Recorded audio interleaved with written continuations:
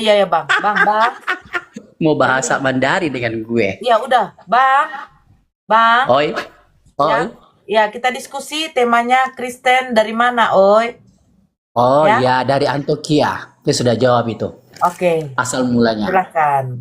Saya besarkan berdua dengan Bang Zuma. Oke, monggo.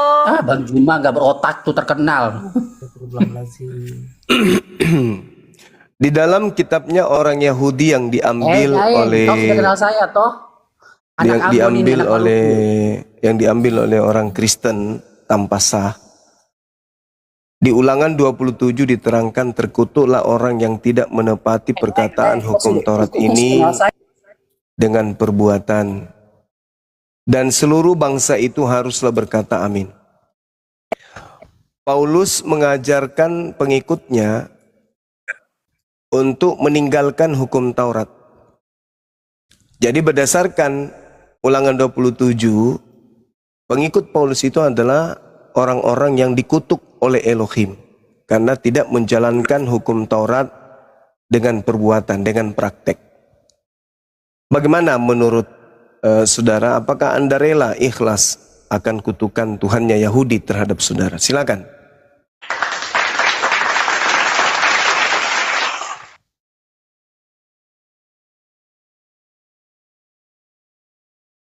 Woi, Macet. giliran disuruh bicara ngomong, Kok mal biadab, orang ngomong di mute. Kalau tak mau dipersilakan malah diskusi, diam. jangan di mute. Mute, Daeng. Udah. Kau terkenal Udah. saya kah? Udah jawab. Bagaimana Daeng, menurut kau mereka biadab saudara sekali. akan kutukan Tuhannya Yahudi terhadap Paulus dan pengikutnya itu? Silakan. Tunggu dulu, terus kau mute-mute saya lah. Kalau mau diskusi, Juma.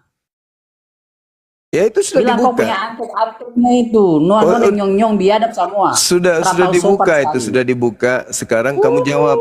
Bagaimana pandangan saudara setelah mengetahui bahwa Kristen ini adalah orang yang dikutuk oleh Tuhannya Yahudi? Silakan. Mana dibilang kita dikutuk oleh Tuhan Yahudi? Tunjukkan ayatnya dulu saya baca. Ulangan 27 nomor 26. Di situ ada Kristen tidak dalam ulangan itu. Terkutuklah orang yang tidak menepati perkataan ada hukum Kristen Taurat. gak di situ? Orang di situ, orang. Pertanyaan saya, ada Kristen gak di situ? Orang, Kristen itu orang atau sudah bukan orang? Itu agama. Iya, orang-orang Kristen maksudnya. Orang-orang Kristen. Saya orang Ambon. Saya bukan orang Kristen. Agama saya tuh Kristen. Kok Nah, bodoh sekali. itulah yang Makassar kayak dimaksud. begitu kah? Kamu jangan bawa-bawa suku. Saya ini orang Ambon. Iya, saya Orang tahu. Maluku. Iya, ketahuan dari Agama itu napasmu. Kristen. Ya. Aku punya pendidikan di Makassar tuh goblok sekali. Bilang orang tuh agama.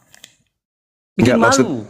maksudnya terkutuklah orang yang tidak menepati perkataan hukum Taurat ini dengan perbuatan. Iya begitu, saya setuju. Jangan bilang bahwa Kristen. Bagaimana Aku tuh orang Ambon, bukan orang Kristen. Bagaimana pandangan saudara terhadap kutukan Tuhan kepada orang-orang yang beragama Kristen, yang mengambil kitabnya Mana ada Yahudi, ayat Kristen tidak? ia mengambil kitabnya Yahudi tetapi tidak mempraktekkan isinya? Silakan.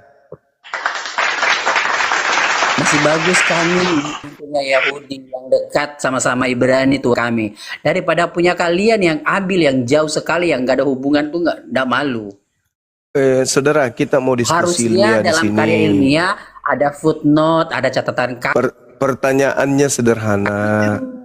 Bagaimana pandangan saudara setelah Anda mengetahui bahwa saudara adalah orang yang dikutuk oleh Tuhannya Yahudi?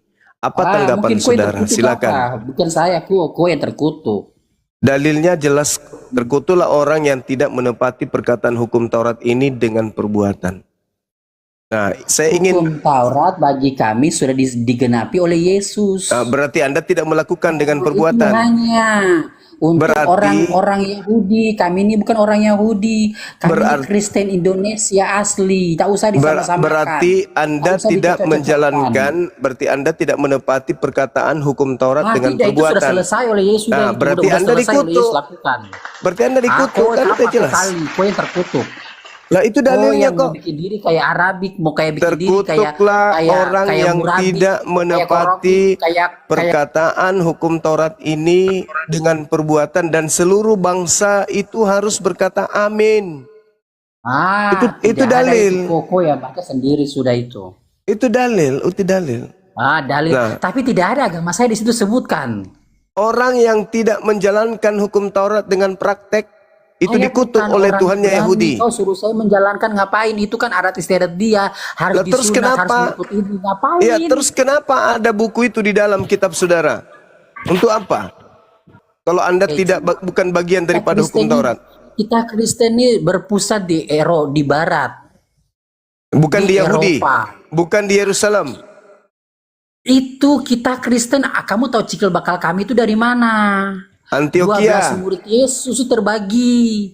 Ya, Kami ini Antioquia. dampak Di dari Turki. Petrus dan Paulus.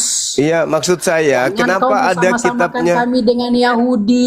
Kristen Kenapa dan ada Katolik kitabnya Yahudi di agamamu kalau kamu tidak praktekkan? Untuk apa?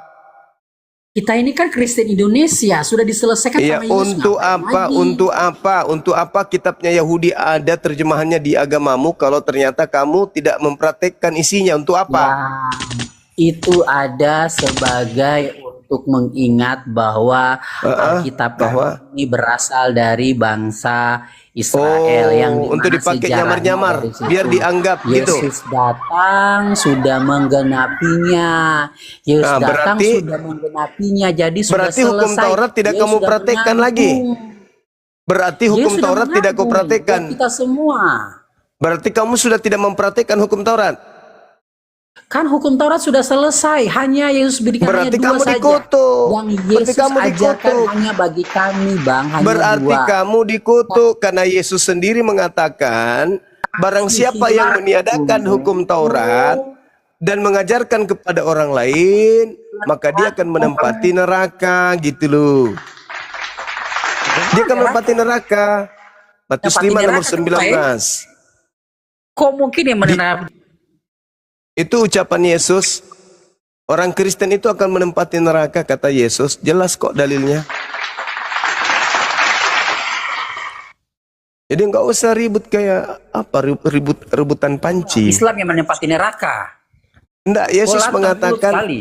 Yesus yang mengatakan Kristen yang masuk neraka. Islam yang Kristen. menempati neraka. Yesusnya mengatakan Kristen, bukan Islam. Oh, Muhammad yang mengatakan Islam masuk neraka. Oh, enggak, Yesusnya yang mengatakan Kristen masuk neraka. Ini kok laki-laki kayak perempuan? Nggak bisa ini kan dialog lu juga. Ini ada dua orang, dua pribadi, nggak bisa dialog nih orang ini. Bang Zuma lawannya dua orang. Waduh, kenapa nggak kasih giliran saya ini mah? Ya, kalau yang diturunkan tuh saya dengan password gini nih. Cuek. Nah itu, waduh. siap, sorry. Ada disapa dulu itu Nora, ada dua orang ini, ada Yeni sama Ars. Yeni, Ars, halo Ars. Itu tadi itu Nora temannya. Dua natur ya. Iya, dua natur kan enggak. Kena gigi uang kembali. 100% 100% manusia, 100%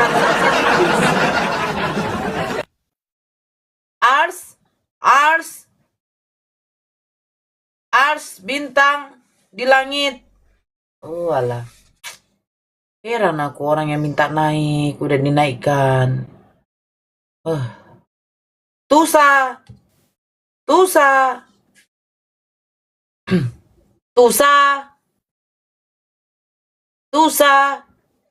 Oh, sure.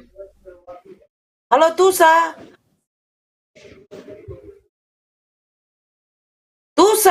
Bisa private. Astagfirullahaladzim. Rusia ini. Apa dia ngomong? Nih bahasa apa dia nih? Bahasa Burundi tadi. Oh, Ntar kita naikkan lagi ya. ini siapa yang bilang aku botol ini? Aduh. Perempuan pula itu. Naiklah kau. Nora botol katanya. Silita. Siapa Silita? Oh, nama tai. Tadi dia mengatakan bahwa kami tidak pakai hukum Taurat, sumber kami dari Barat. Terus Bang Joma nanya, kalau begitu apa fungsinya kitab Yahudi ada di kitabmu? Jawabannya nggak ada.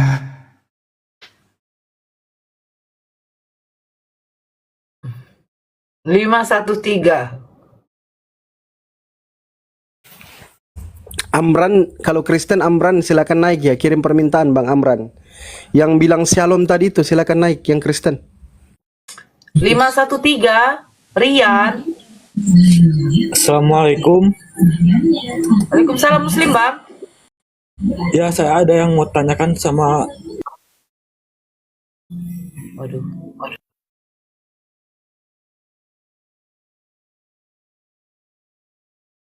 513. Daniel. Iya. Ya, Bunda Nora. Agama apa Bang? Islam, Bunda. Saya tidak berani bertanya. Ada yang mau disampaikan, langsung jeblok dia, turun pula dia. Ada yang mau disampaikan Bang? Enggak, tadi saya mencari Bang Zuma ini live di mana. Itu kan akunnya banyak Bang Zuma.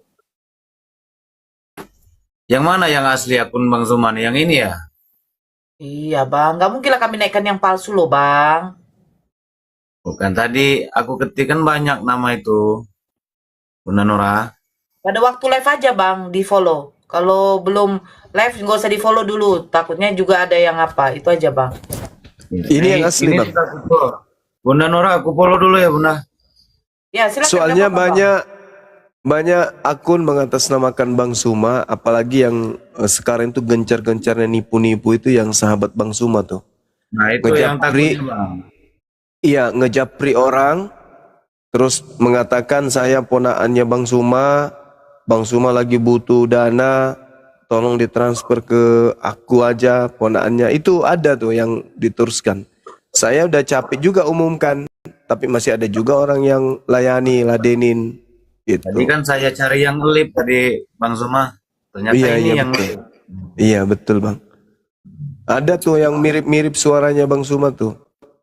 Itu sudah banyak yang korban. Nah, kan Banyak gitu. kali yang korban. Banyak yang kena tipu. Nggak ada, saya nggak pernah japri pakai akun akun ini, akun TikTok. Kenapa Kristen nggak berani naik ya Bang ya?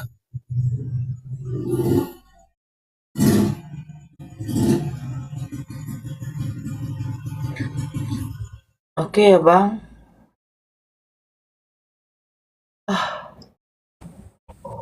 Oh, kan Bang Zuma kemana? Hilang kan? Oh, masih ada. Jadi saya umumkan ya teman-teman ya, waspada terhadap penipuan, mengatasnamakan akun Banyuma, akun kami semua gitu ya. Kami tidak pernah melakukan hal japri, hal DM untuk meminta-minta. Kalau ada yang demikian itu pasti palsu. Saya ulang kembali ya, kami dari Apologet Islam Indonesia tidak pernah menjapri DM apapun itu jenisnya meminta-minta. Itu tidak akan kami lakukan. Jadi kalau ada yang melakukan demikian, lebih baik dipancing aja dulu, ajak ketemu, baru proses hukum. Sekali lagi, kalau ada yang japri demikian, ajak ketemu, janjiin aja uang gede. Ketemu di mana? Kalau bisa ambil cash aja, jangan ditransfer. Ambil cash, ketemu, proses hukum. Itu kira-kira dari saya. Makasih. Sama-sama. Halo Pak Suki. Selamat malam Bunda Nora. Selamat malam Bang Zuma. Iya. Selamat malam Bang Andi, Kang Dito, Bang Alif. Suki malam. Bang Pandi. Malam-malam. Pak Suki udah lama ya.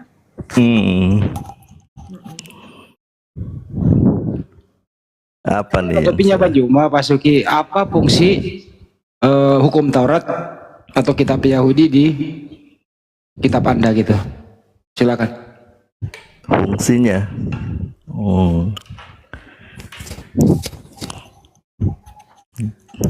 Jadi berdasarkan ya Matius 5 ayat 17 itu.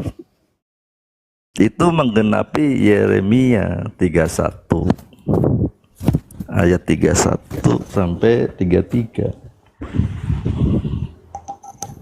Jadi kedatangan Yesus menggenapi hukum Taurat, sementara mereka yang diberikan hukum Taurat tetapi tak dapat menggenapinya.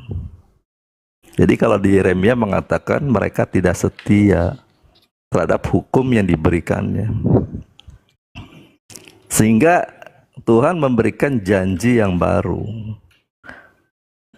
Perjanjian yang lama, hukum yang ditulis kepada di atas 2 loh batu, itu dirubah menjadi perjanjian hukum yang ditulis di dalam hati dan di dalam pikiran. Dan itu terlaksana di dalam diri Yesus.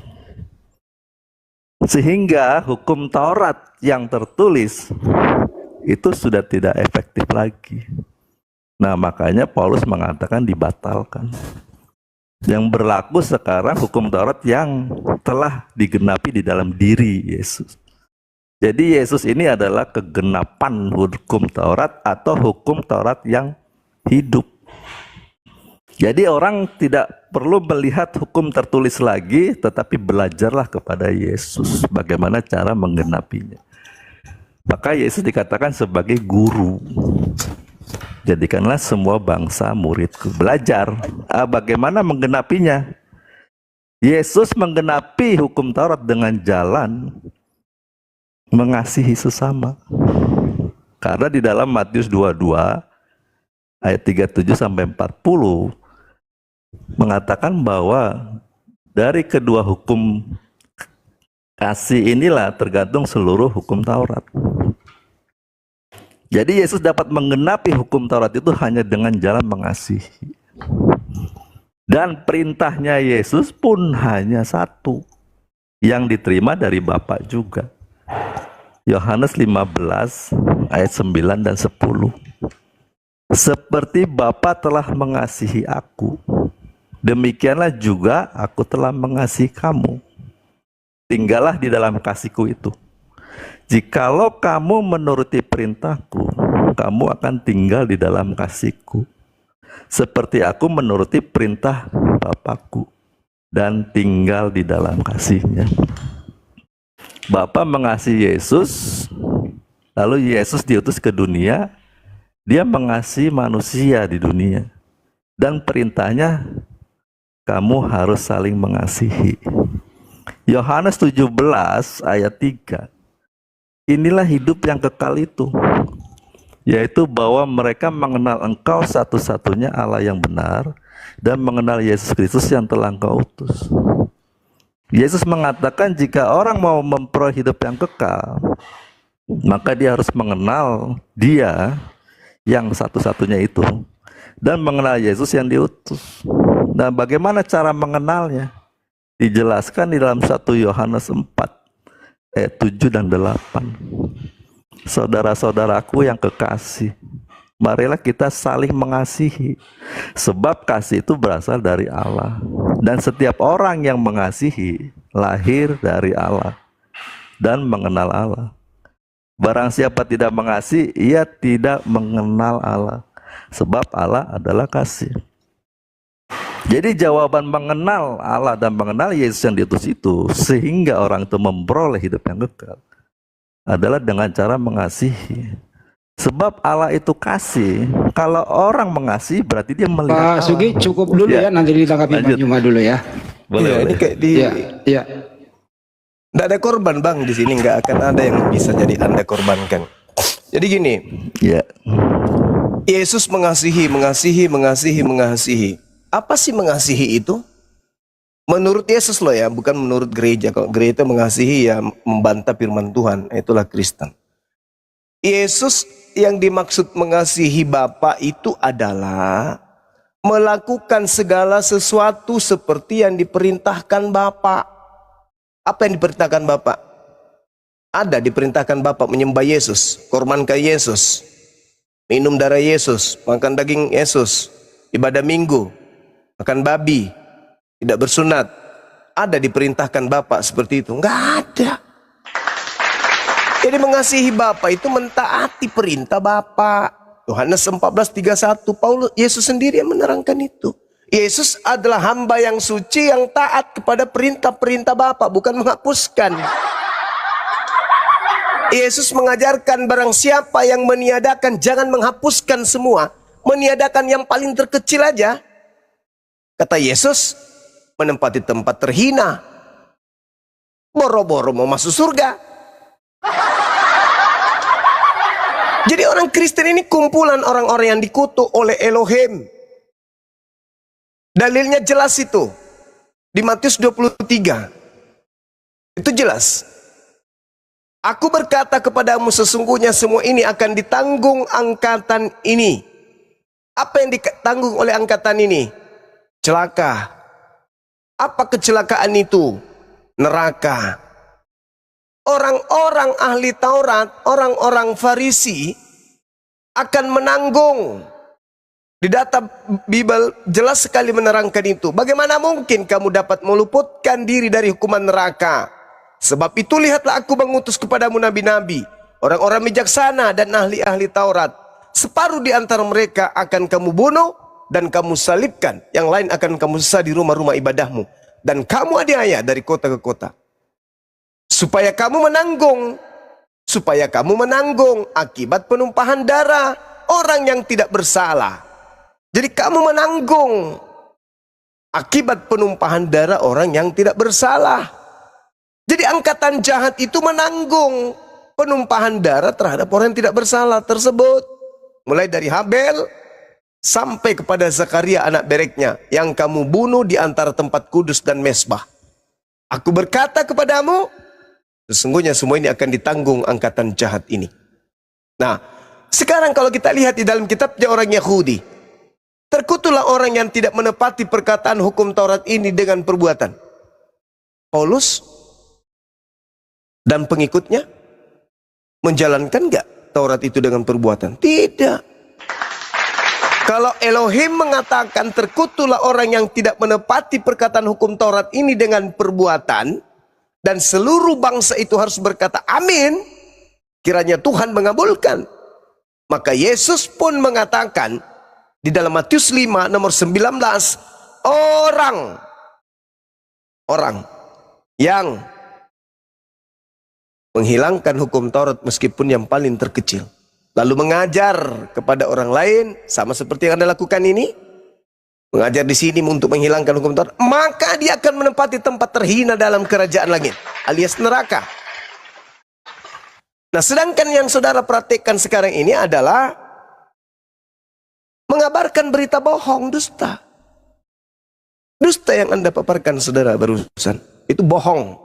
Kenapa? Karena itu adalah ajaran yang Anda comot-comot, Anda comot, demi untuk membenarkan ajaran Vatikan. Pada sederhana kata Yesus, barang siapa yang meniadakan lalu mengajarkan kepada orang lain hukum Taurat meskipun yang paling terkecil, maka dia akan menempati tempat terhina. Kok bisa berubah sekarang? Begitu Kristen muncul, wah itu enggak, itu bukan lagi, sekarang kita nggak hidup lagi di situ. Loh, kata Yesus kau akan menempati tempat terhina. Kata Elohim terkutuk kalian ini.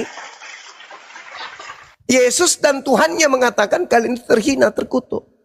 Kristen maksud saya. Jadi nggak perlu disembunyikan siapa yang dimaksud. Ya Kristen, siapa lagi yang mengambil kitabnya Yahudi, menempelkan di dalam kitabnya supaya dianggap bahwa mereka ini adalah orang taat, orang dikasihi Tuhan. Padahal enggak, itu hanya tameng.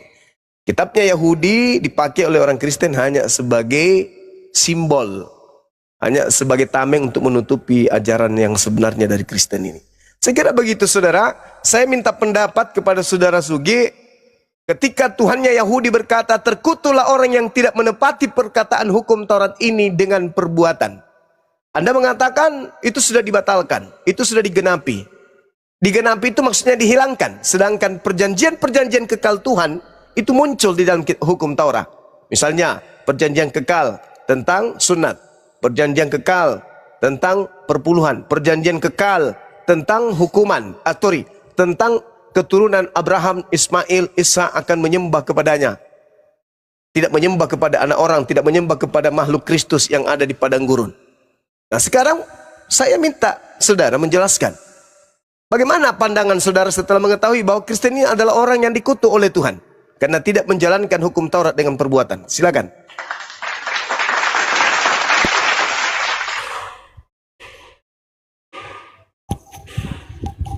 Saya coba baca di dalam Matius 19 dulu, ayat 16. Di sini bicara tentang anak muda yang bertanya untuk memperoleh hidup. Turutilah segala perintah Allah. Yang diperintahkan Tuhan itu adalah perbuatan. Jangan membunuh, jangan berzina, jangan mencuri, jangan mengucapkan saksi dusta. Hormatilah ayahmu dan ibumu. Di sini Yesus tidak pernah memerintahkan kamu harus sunat. Dia tidak pernah memerintahkan kamu nggak boleh ke gereja atau berkumpul. Dia tidak pernah memerintahkan itu. Nah, sekarang saya coba baca ke dalam Hosea 4 ayat 6. Tuhan mengatakan Israel, umat yang dipilih. Dia bilang binasa. Umatku binasa karena tidak mengenal Allah. Apa arti kata mengenal? Bukankah Ulangan 6 ayat 4 mengatakan Shema Israel, Tuhan Allah kita, Tuhan itu Esa. Mereka mengenal dalam arti mengetahui Tuhan itu Esa. Tetapi Tuhan katakan umatku binasa.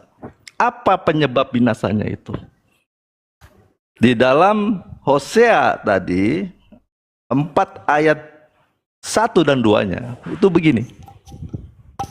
Dengarlah firman Tuhan, hai orang Israel, sebab Tuhan mempunyai perkara dengan penduduk negeri ini, sebab tidak ada kesetiaan terhadap hukum ya dan perintah, dan tidak ada kasih, dan tidak ada pengenalan akan Allah di negeri ini. Mereka hanya mengutuk, berbohong, membunuh, mencuri, berzina, melakukan kekerasan, dan penumpahan darah menyusul penumpahan darah. Jadi yang menyebabkan orang itu ditolak atau tidak memperoleh hidup kekal, itu perbuatan-perbuatan yang berhubungan dengan manusia. Sehingga apa yang dikatakan di dalam Titus 1 ayat 16, mereka mengaku mengenal Allah dengan mulutnya tentu, tetapi dengan perbuatan mereka, mereka menyangkal dia. Perbuatan yang mana? Tentu perbuatan jahat terhadap sesama manusia. Bukan pelanggaran terhadap adat istiadat yang cuci tangan, yang bersunat, atau yang sembahyangnya sujud. Tidak. Karena Yesus selama hidupnya, berapa kali bisa dihitung, berapa kali dia sujud. Atau berdoa dengan cara kepalanya di bawah. Padahal Yesus mengatakan dalam Yohanes 4 ayat 20, Allah itu roh, maka sembahlah dia dalam roh dan kebenaran, di dalam sikap hati. Manusia hidup itu dari detik ke detik, menit ke menit, jam ke jam. Pikirannya bergerak terus, hatinya juga bergerak. Di sanalah Tuhan tuntut supaya kamu tunduk hatimu, pikiranmu. Nah, saat kamu tunduk dan tidak melakukan yang jahat di dalam hati pikiranmu, disitulah kamu menyembah. 24 jam dari bangun tidur sampai tidur lagi.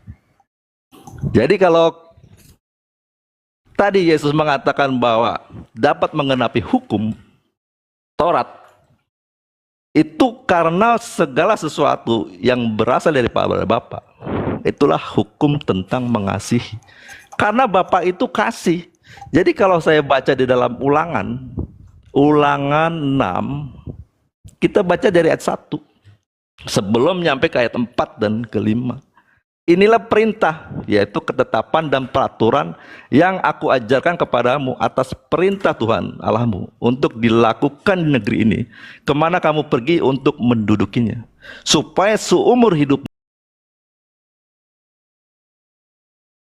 pegang pada segala ketetapan dan perintahnya yang kusampaikan kepadamu dan supaya lanjut umurmu.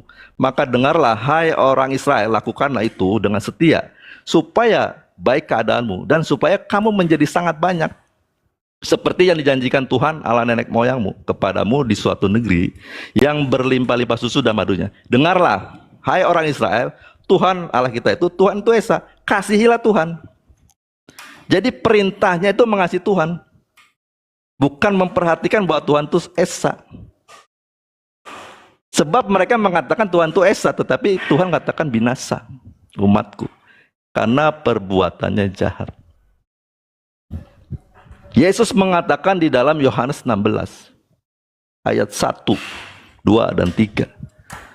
Semua ini kukatakan kepadamu supaya kamu jangan kecewa dan menolak aku. Kamu akan dikucilkan, bahkan akan datang saatnya bahwa setiap orang yang membunuh kamu akan menyangka bahwa ia berbuat bakti bagi Allah. Mereka akan berbuat demikian karena mereka tidak mengenal baik Bapa maupun aku. Jadi Yesus sekali lagi mengatakan orang yang melakukan suatu kejahatan itu dikatakan tidak mengenal Bapa dan tidak mengenal aku. Tepat sekali Yesus katakan bukan orang yang panggil aku penguasa atau Tuhan atau guru yang otomatis masuk surga, tapi lakukan kehendak Bapa. Nyalah kamu, sekalipun kamu dikarunia bisa menyembuhkan orang, mengusir setan, bernubuat.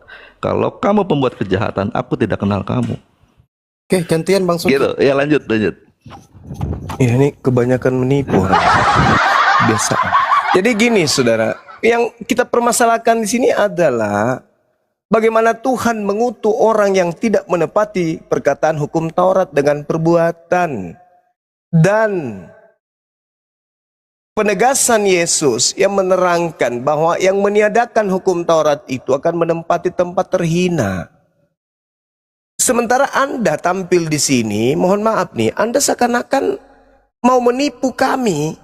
Bukan seakan-akan mau menipu, Anda menipu kami. Karena perkataan Yesus yang diucapkan untuk muridnya Bani Israel, seakan-akan Anda mau mengatakan ke kami bahwa itu perkataan Yesus pada Kristen. Sehingga Anda dengan leluasa berkhotbah. Padahal ucapan-ucapan Yesus itu hanya diperuntukkan kepada murid-muridnya. Kamu, bukan ke Kristen. Kristen itu penumpang gelap. Jadi jangan seakan-akan Anda itu bisa kemudian seperti di gereja. Enggak. Kami orang Islam tahu, kalian itu bukan pengikut Yesus, saudara. Yesus tidak pernah berpesan kepada Kristen. Kristen inilah yang justru harus diwaspadai oleh murid-murid Yesus. Sudah sadar dirilah di situ bahwa bukan lagi zamannya seakan-akan Kristen berbicara depan umat Islam mewakili Yesus. No, Kristen itu bukan pengikut Yesus. Semanis apapun ente bicara di hadapan kami Muslim, kami hanya garuk-garuk gigi mendengarnya. Gak ada yang masuk ke dalam hati kami, gak ada. Karena dari awalnya kami udah tahu bahwa dasarnya Kristen ini penumpang gelap. Bukan orang Yahudi Kristen itu. Bukan orang yang kemudian berbicara langsung dengan Yesus. Kalian itu bukan pengikut Yesus. Jadi nggak usah sok cantik, nggak usah sok paten, berkhotbah. Nggak ada trik lagi yang bisa kalian jalankan. Kenapa? Karena kami udah tahu. Yesus ketika berbicara, bukan berbicara kepada pemakan babi, bukan berbicara kepada orang yang tidak bersunat, bukan berbicara kepada orang yang ibadah minggu, bukan. Yesus berbicara kepada murid-muridnya orang Yahudi. Jadi nggak usah sok paten, sok cantik, berkhotbah sih nggak bikin malu. Orang Islam mendengar itu cuma garuk-garuk gigi. Saudara, ketika Anda membawa Matius 19, harusnya Anda malu di situ. Syarat untuk memperoleh hidup yang kekal menurut Yesus adalah turuti segala perintah Tuhan. Itu jawaban Yesus. Kalau Anda mengatakan di situ tidak tertulis kemudian sunat, ya mana kita tahu kalau ada tadinya lalu dihapus. Bukankah kebiasaan Bible saudara dari zaman ke zaman diedit, direvisi, dihilangkan, ditambahi?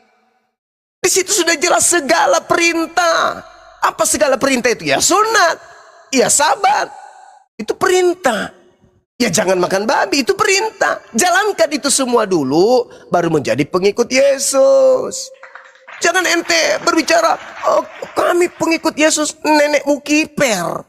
Syarat menjadi pengikut Yesus adalah menjalankan segala hukum Taurat, titik. Ya ente jangankan menjalankan hukum Taurat. Taurat aja bukan untuk ente, gimana mau jadi pengikut Yesus? Yesus menerima murid kalau muridnya itu Bani Israel. Yesus menerima murid kalau muridnya itu menyembah kepada Elohim. Itu baru Yesus terima. Ada seorang wanita Kanaan datang membawa anaknya yang sakit, mau jadi murid. Apa kata Yesus? Nggak patut roti diberikan kepada asui. Apalagi ente, cuman modal retorika. Islam nggak bisa lagi, saudaraku, nggak bisa lagi Islam itu dikibulin. Wah, sopaten. Wah ini sekarang orang sudah pada belajar. Bible sudah diajarkan di mana-mana. Bahkan saya sendiri sudah mengajarkan kemudian kepada anak-anak saya, pada anak didik saya. Ini loh yang mereka sembunyikan. Begitu saudara. Jadi jangan sok cantik misalnya nih. Ketika Yesus berkata, aku akan pergi menyediakan tempat bagimu, bagi kamu. Kristen muncul menghayal, bermimpi, nipu diri sendiri. Oh Yesus, betapa baiknya engkau. Kenapa rupanya kau merasa dia ke surga untuk apa? Untuk mencarikan rumah, tempat untuk kami. Koplak. Garuk gigi kami dengarkan itu. Mana bisa? Yesus berbicara kepada kaumnya Bani Israel yang menjaga hukum Taurat. Sedangkan Yesus mengatakan, orang yang meniadakan hukum Taurat meskipun yang paling terkecil dan mengajarkan kepada orang lain, dia menempati kemudian tempat terhina alias neraka. Orang yang mengajarkan, apa ganjarannya menurut Yesus? Tempat tertinggi dalam kerajaan surga. Itu Matius 5 nomor 19. Tidak ada itu. Jadi Kristen ini berdasarkan Matius 23, berdasarkan Ulangan 27, Kristen adalah kumpulan orang-orang yang dikutuk oleh Elohim. Makanya kalian dikasih makhluk dikutuk oleh Elohim untuk kalian sembah. Petrus mengatakan dalam Kisah Rasul 2 nomor 36, Yesus yang kalian salibkan itu telah dijadikan menjadi Tuhan dan Kristus bagi angkatan jahat. Tuh. Kalian dikasih hadiah. Kenapa? Karena kalian itu orang yang dikutuk. Kalian itu adalah ular-ular. Kalian itu adalah keturunan ular beludak. Yang kata Yesus, bagaimana mungkin kamu itu bisa meluputkan dirimu dari hukuman neraka? Enggak mungkin. Kamu membunuh para nabi. Kamu kemudian menyalibkan orang yang bijaksana. Ahli Taurat yang dikirim oleh Yesus dibunuh oleh pendiri agamamu Paulus. Enggak mungkin. Jadi jangan sok cantik saudaraku. Bukan saatnya kayak dulu memang. Pada saat belum ada sosmed, belum ada para apologet Islam. Wah, Kristen muncul. Kami ini adalah anak-anak Yesus. Kami orang tepuk tangan, sekarang tepuk gigi. Enggak ada itu bang, enggak ada. Pakai trik baru lagi, silakan. Iya, terima kasih Bang Zuma. Iya, sama-sama.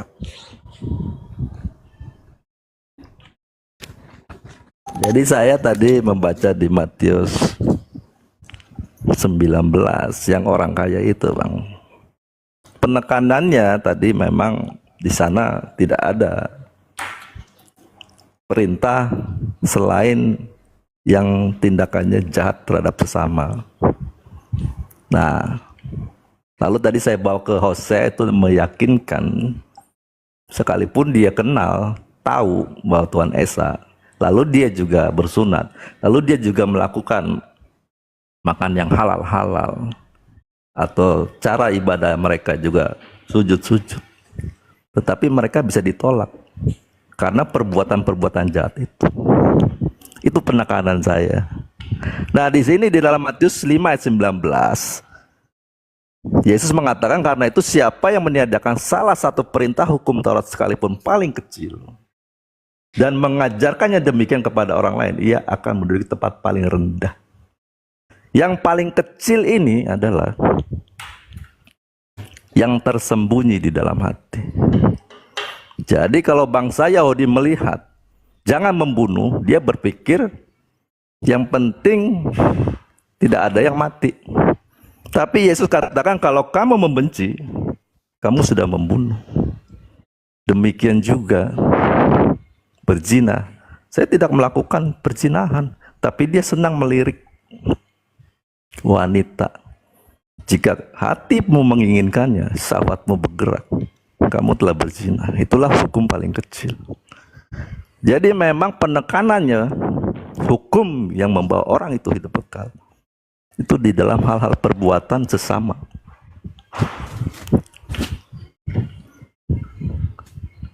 Terus apa lagi? Saya mau kesini Bang Juma. Matius 21 ayat 31 sampai 33 ya, sampai 46. Mengapa teman-teman Kristen itu tetap bertahan di dalam kekristenan? Disinilah jawabannya Bang Suma. Di dalam Matius 21 ayat 33 sampai 46, Yesus menjelaskan kronologi tentang kedatangannya dan siapa dia, didahului oleh apa. Di sini dijelaskan di dalam perumpamaan dalam penggarap-penggarap kebun anggur. Di sini ada tuan tanah itu Bapak. Di situ ada kebun anggur, yaitu bangsa Israel. Kebun anggurnya dipagari, yaitu diberi hukum Taurat. Lalu ada pemimpinnya, yaitu penggarap-penggarap. Lalu ada hamba-hamba yang diutus. Di sanalah nabi-nabi. Kalau saya baca demikian, Bang. Dengarkanlah suatu perumpamaan yang lain adalah seorang tuan tanah membuka kebun anggur dan menanam pagar sekelilingnya. Ia menggali lubang tempat memeras anggur dan mendirikan menara jaga di dalam kebun itu. Kemudian ia menyewakan kebun itu kepada penggarap-penggarap, lalu berangkat ke negeri lain.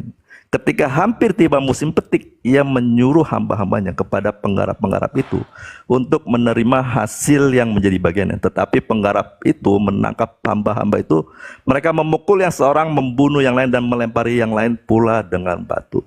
Hamba-hamba ini adalah nabi-nabi yang diutus, dibunuh oleh imam-imam tua-tua bangsa Yahudi. Kemudian Tuhan itu menyuruh pula hamba-hamba yang lain lebih banyak daripada semula, tetapi mereka pun diperlakukan sama seperti kawan-kawan mereka. Nah akhirnya tuan tanah ini Bapak menyuruh anaknya kepada mereka. Katanya, anakku akan mereka segani. Tetapi ketika penggarap-penggarap itu melihat anaknya itu, mereka berkata seorang kepada yang lain, ia adalah ahli waris. Mari kita bunuh dia supaya warisannya menjadi milik kita. Nah atas dasar inilah Bang Zuma, bahwa Tuhan itu Bapa di sorga, dia hanya punya anak satu tunggal. Sebelum anak tunggal diutus, dia telah kirim utusan-utusan. Terakhir anak diutus dan tidak ada lagi anaknya lain. Itulah sebabnya Yesus mengatakan, karena besar kasih Bapa akan dunia ini, sehingga barang siapa percaya kepada anak, dia akan memperoleh hidup yang kekal. Dan Bapa juga mengatakan, inilah anak yang kukasihi, kepadanya aku berkenan, dengarkanlah dia.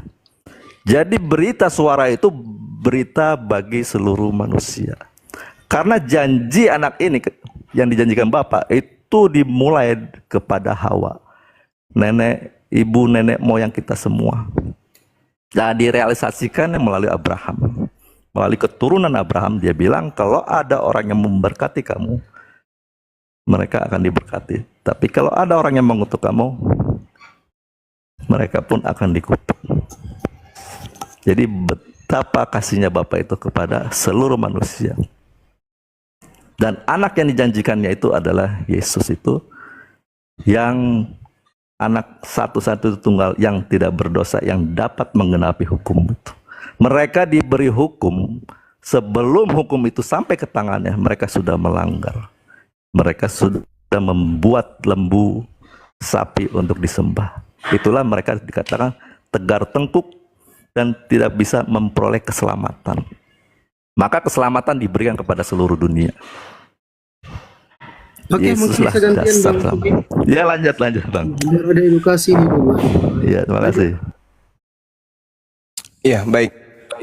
Sebenarnya kalau saudara kita ini ingin mengambil sabda-sabda Yesus atau petua-petua Yesus yang harusnya di Matius 21 itu berfokus kepada data 43. Di situ aja kuncinya. Sebab itu aku Yesus berkata kepadamu bahwa kerajaan Tuhan akan diambil daripadamu dan akan diberikan kepada satu bangsa yang akan menghasilkan buah kerajaan itu. Itu aja dulu. Kalau dikatakan hasil dari kerajaan ini buahnya ada di Kristen, itu mustahile. Gak mungkin. Karena di Kristen itu nggak ada kerajaan. Kerajaan Kristen itu nggak ada. Nggak ada.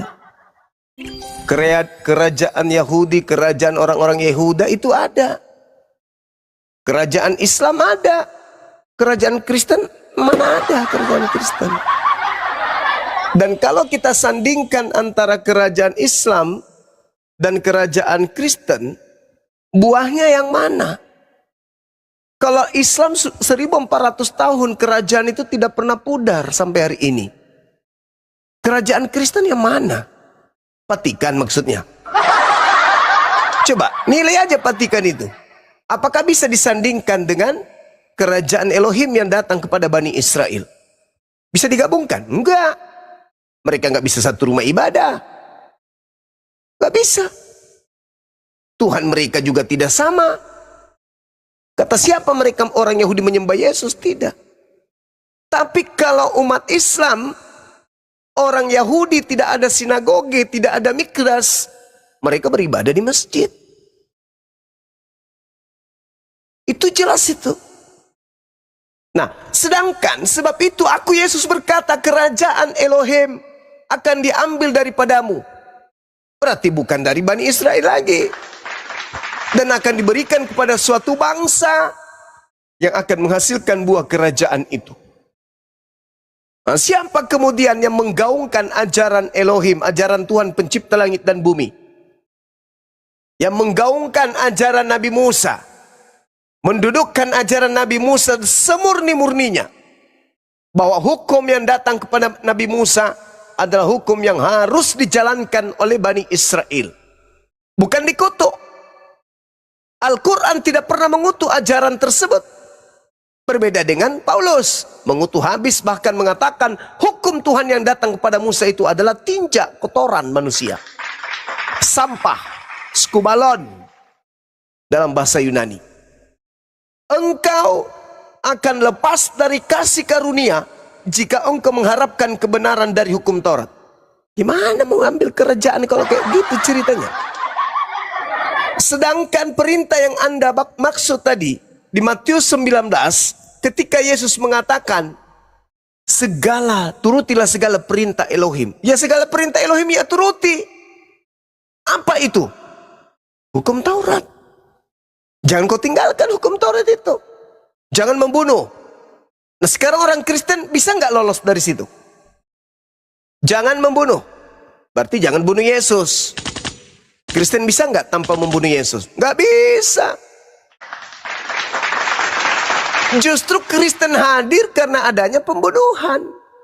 Kalau tidak ada pembunuhan terhadap Kristus, apa yang mau dijual oleh Yesus, oleh Kristen kira-kira? Nggak ada. Pokok utama yang dijajakan, yang dijual oleh Kristen itu hanya salib.